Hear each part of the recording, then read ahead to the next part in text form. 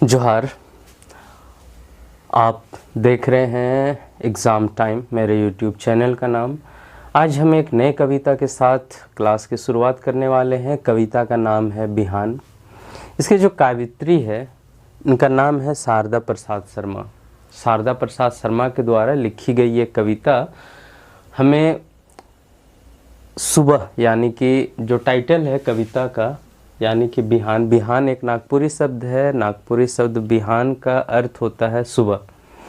नागपुर की जो सुबह है बहुत ही ख़ास होती है, सुंदरता भरी होती है। इसी संदर्भ में कविता लिखी गई है शारदा प्रसाद शर्मा के द्वारा।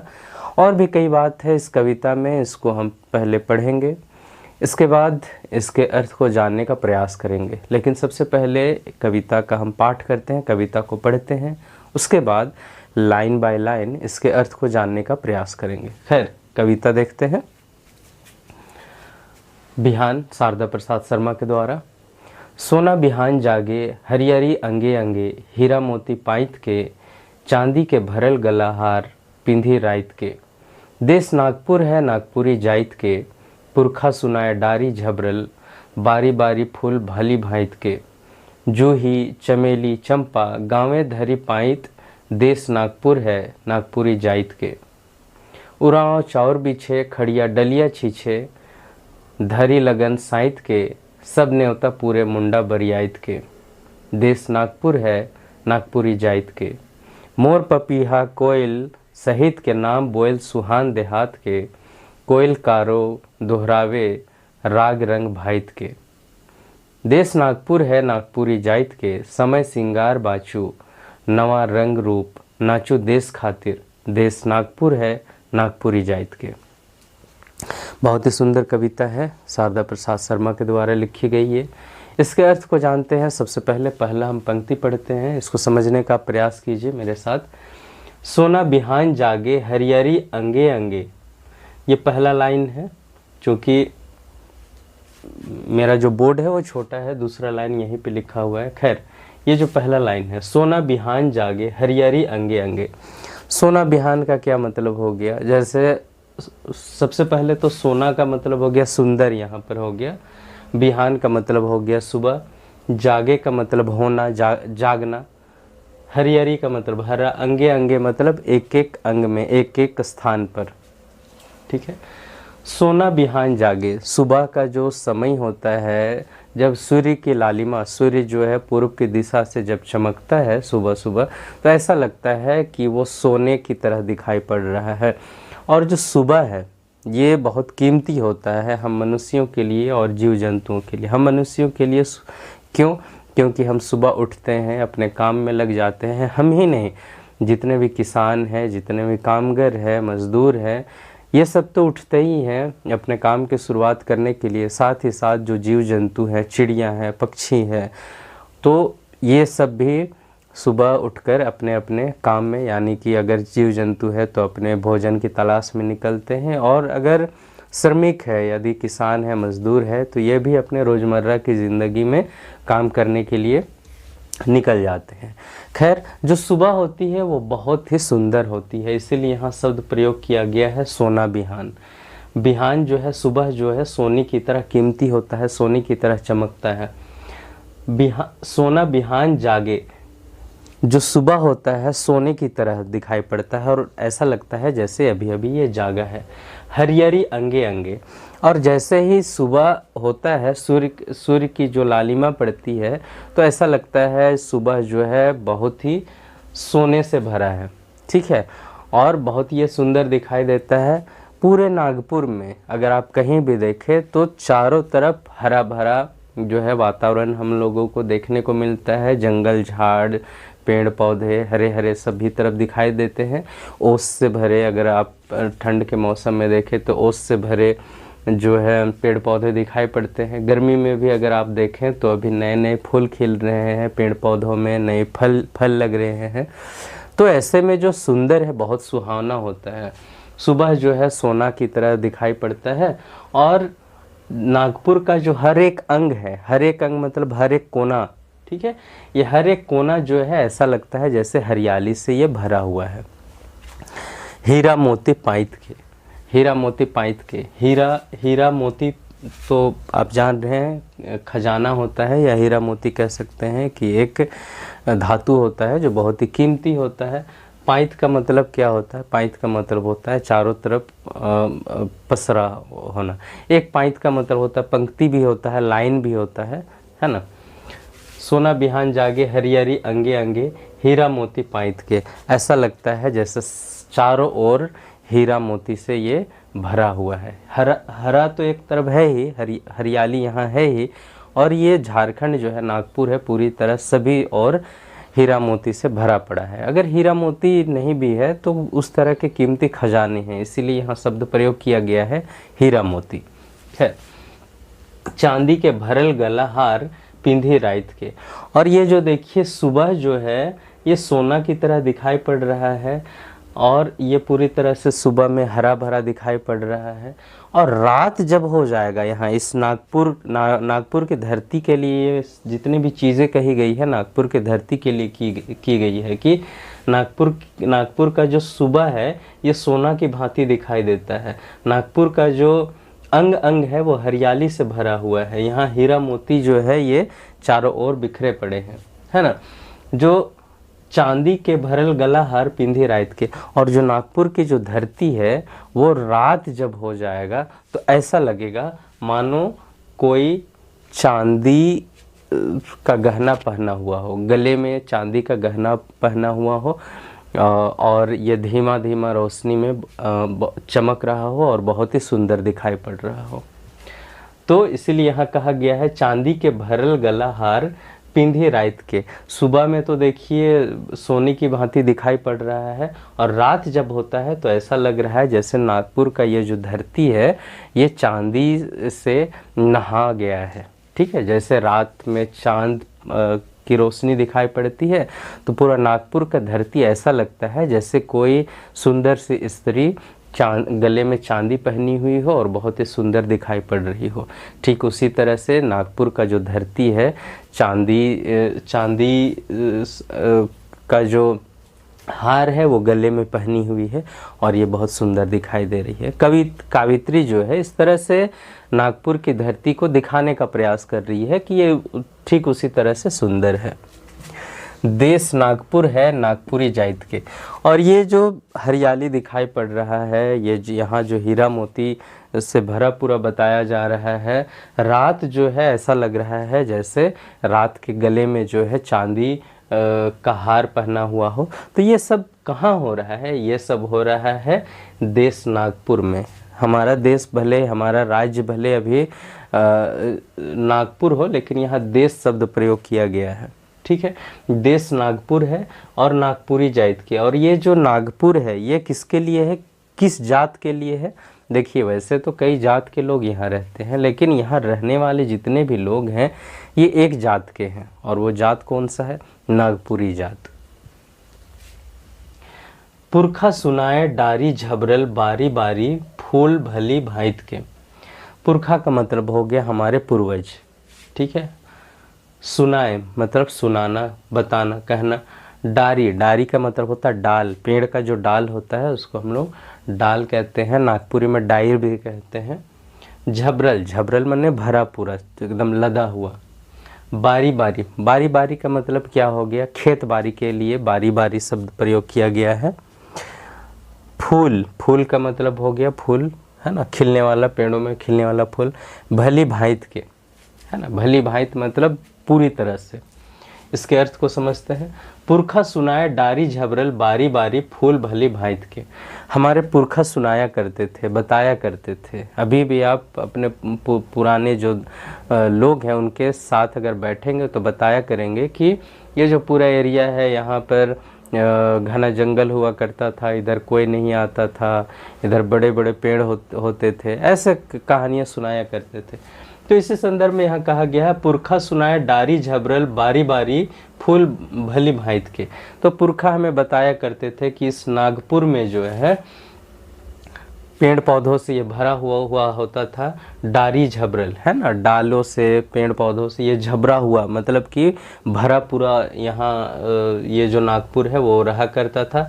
बारी बारी फूल भली भांति के, और ये जंगल झाड़ तो छोड़ दीजिए, ये तो भरा पूरा था ही। हमारे गांव जो थे यहाँ भी कई किस्म के जो है फूल दिखाई देते थे, है ना। ये भी बहुत सुंदर हुआ करता था हमारा गांव पहले।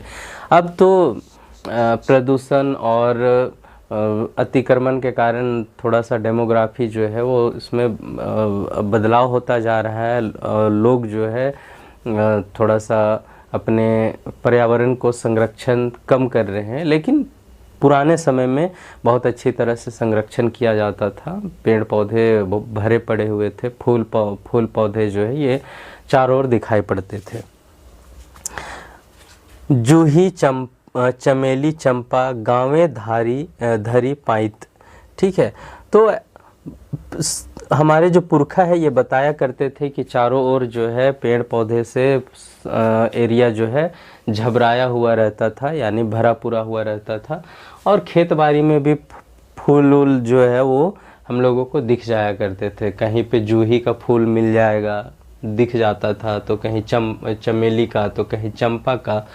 और गाँवे धारी पाइत, ठीक है, गाँवे धारी पाइत यानी कि आप किसी भी गांव में जाएंगे तो आपको चारों ओर, पाइत का मतलब पंक्ति होता है, लेकिन यहाँ पे आप समझ के चलिए कि चारों ओर, गांव के चारों ओर जो है आपको किस्म किस्म के फूल देखने को मिल जाएंगे। जैसे कि कहीं पे आपको जूही, कहीं चंपा, कभी चमेली, गेंदा, गुलहर, कई तरह के फूल।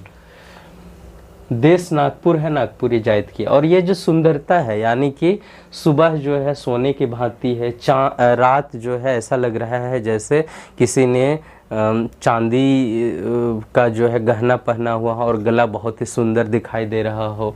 हमारे जो पूर्वज बताया करते थे कि पेड़ पौधों से ये सजाया था, पूरी तरह से भरा पूरा था। ये तो था ही। किसी भी गांव में आप चले जाएंगे तो चंपा, चमेली, फूल वगैरह जो है सभी तरफ आपको दिख जाता था, जो कि किसी भी गांव को बहुत सुंदर बनाता था, ठीक है। और ये सब हो कहाँ रहा था? ये सब हो रहा था नागपुर में। देश नागपुर, ये सब नागपुर में है ना। जितना भी सुंदरता की बात हो रही है, जितना भी छोटा नागपुर का खासियत का बात हो रही है, तो ये सब जो है नागपुर में हो रही है। और यहाँ के जो लोग हैं, किस जात के लोग हैं? नागपुरी जात के लोग हैं। उराव चाउर बिछे, खड़िया डलिया छीछे, धरी लगन साइत के, सब न्योता पूरे मुंडा बरियात के। उराव एक जात है ना।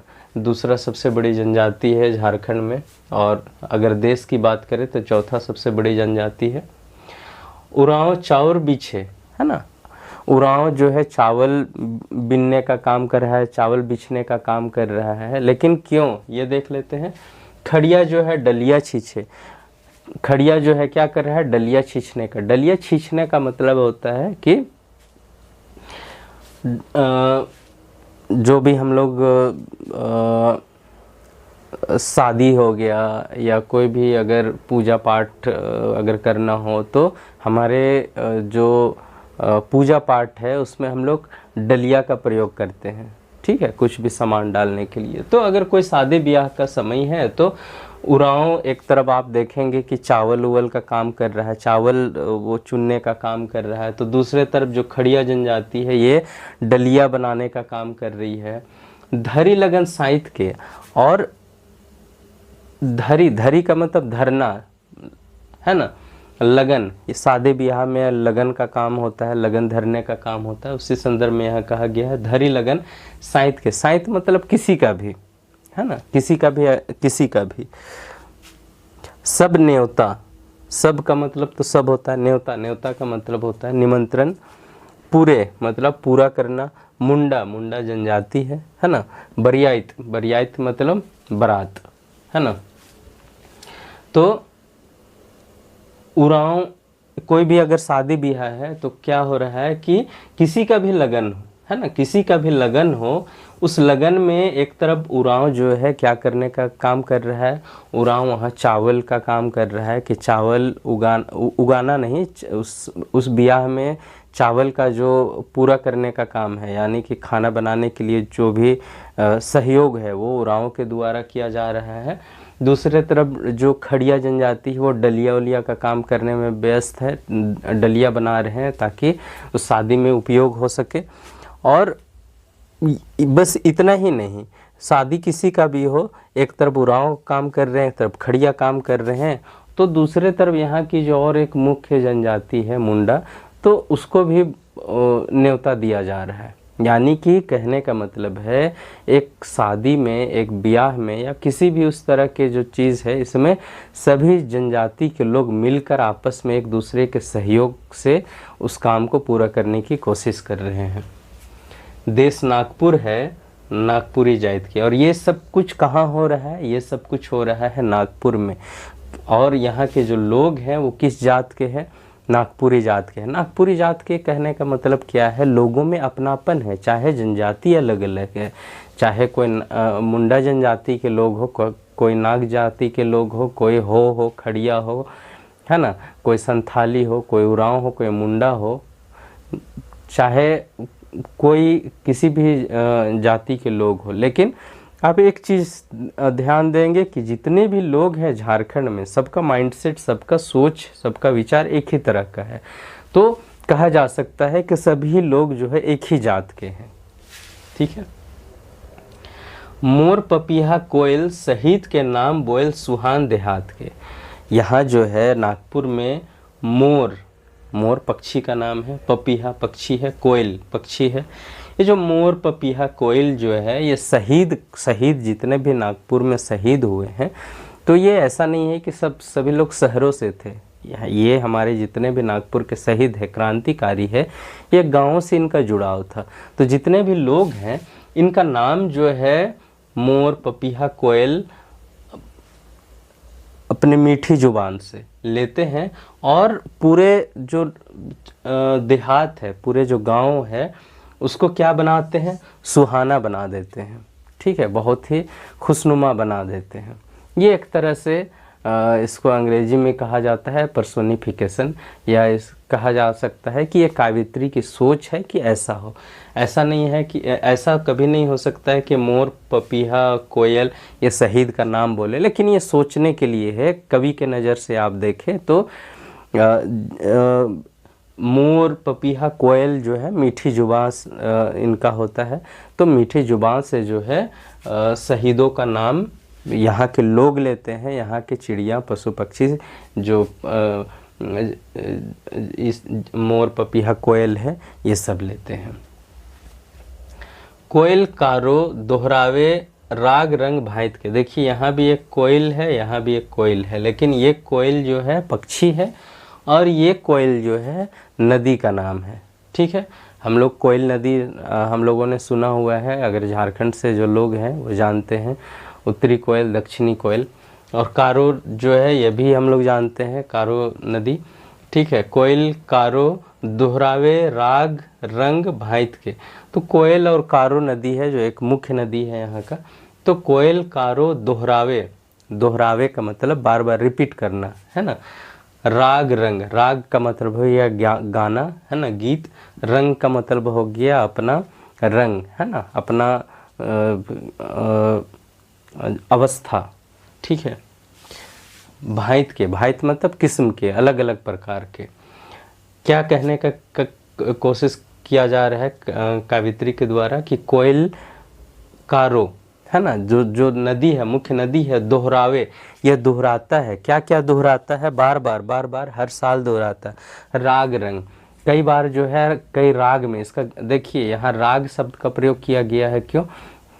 आप बरसात के दिनों को ले ले, बरसात के दिन में अगर बहुत ज़ोर से बारिश हुई और नदी में बाढ़ आ गया, तो उस समय इसका राग जो है, उस समय इसका गीत जो है, आवाज़ जो है, शब्द जो है, वो बहुत ही भयंकर होता है ना, बहुत ही खतरनाक होता है। उस समय उसका राग कुछ अलग होता है।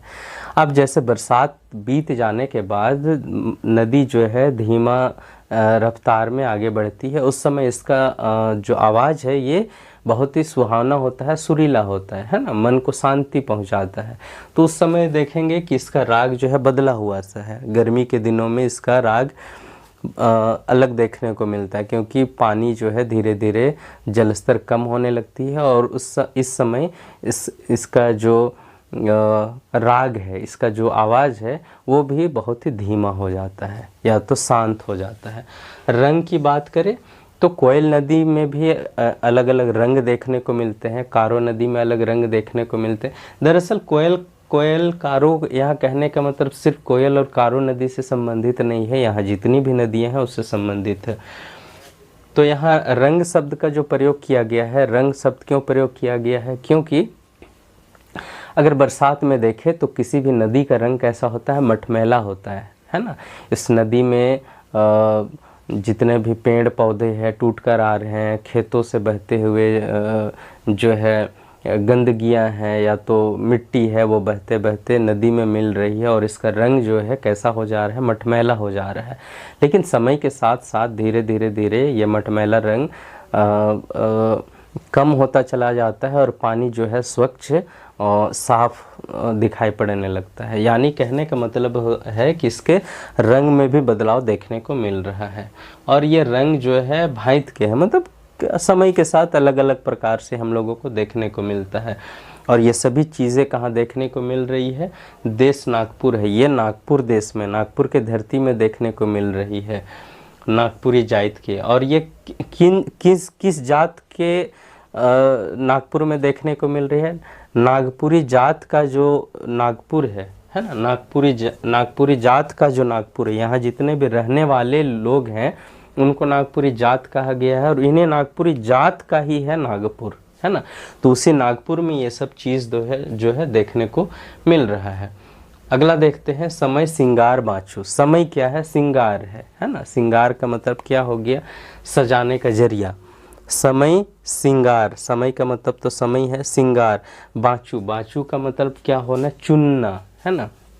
बाँचना, बाँचना का मतलब होता है चुनना, वहाँ से निकालना। नवा का मतलब क्या होता है, नवा का मतलब नया। रंग रूप, रंग रूप का मतलब आप जान रहे हैं, नाचू, नाचू का मतलब नाचना। देश खातिर, देश नागपुर के लिए कहा गया है, खातिर का मतलब के लिए। समय सिंगार बाँचू, समय जो है एक सिंगार की तरह है ना। समय जो है बहुत ही खूबसूरत है, समय जो है बार बार लौट करके नहीं आता, इसीलिए इस समय में जो कुछ भी अच्छी अच्छी चीज़ें हैं उसको क्या कहा जा रहा है कावित्री के द्वारा, समय सिंगार बाँचू नावा रंग रूप, है ना। तो ये जो समय है इसमें वो जो नया रंग है, नया रूप है, उसको निकालने का प्रयास कीजिए, उसको चुनने का प्रयास कीजिए, क्योंकि समय एक बार अगर बढ़ जाता है, समय एक बार बीत जाता है तो ये समय दोबारा लौट कर नहीं आएगा, ठीक है। नाचू देश खातिर, ये देखिए ये जो लाइन है बहुत ही बढ़िया लाइन है, इसका अर्थ जो है बहुत ही अंदरूनी है, बहुत ही इसका अर्थ जो है बहुत ही बड़ा है। नाचू देश खातिर, अब देश के खातिर नाचना का अर्थ ये नहीं हुआ कि ढोल मांदर बजने लगा और आप हाथों में हाथ लिए जुड़ा करके नाचने लगे, इसका अर्थ ये एकदम नहीं है। नाचू देश खातिर का मतलब है सब लोग मिल जाइए देश के लिए, यानी कि नागपुर के लिए, सब लोग एक साथ जुटे रहिए नागपुर के लिए, इसका ये अर्थ हुआ। देश नागपुर है और ये जो देश है यानी कि ये जो राज्य है, ये जो देश है, ये क्या है, ये नागपुर है। और यहाँ के जितने लोग भी हैं रहने वाले किस जात के हैं, नागपुरी जात के हैं, और इसी नागपुरी जात का ही है क्या, नागपुर, ठीक है। तो मोटा मोटी ये जो है इसका अर्थ यही है और आशा करते हैं कि आपको इसका अर्थ जो है समझ में आ गया होगा। और छोटा मोटा जो है गलती तो होता रहता है, उस पर आप ध्यान ना दें, है ना। मोटा मोटी जो अर्थ है यही है। और आपको ये भी मतलब ये वीडियो कैसा लगा, अच्छा लगा हो तो कमेंट बॉक्स में हमको लिख करके बताइएगा। अगर अब कुछ पसंद ना आ रहा हो तो वो भी हमें कमेंट बॉक्स में लिख कर बताइए। अगले दिन किसी नए कविता के साथ हम उपस्थित होंगे, तब तक के लिए आप देखते रहिए एग्ज़ाम टाइम। मेरा नाम है रंजन।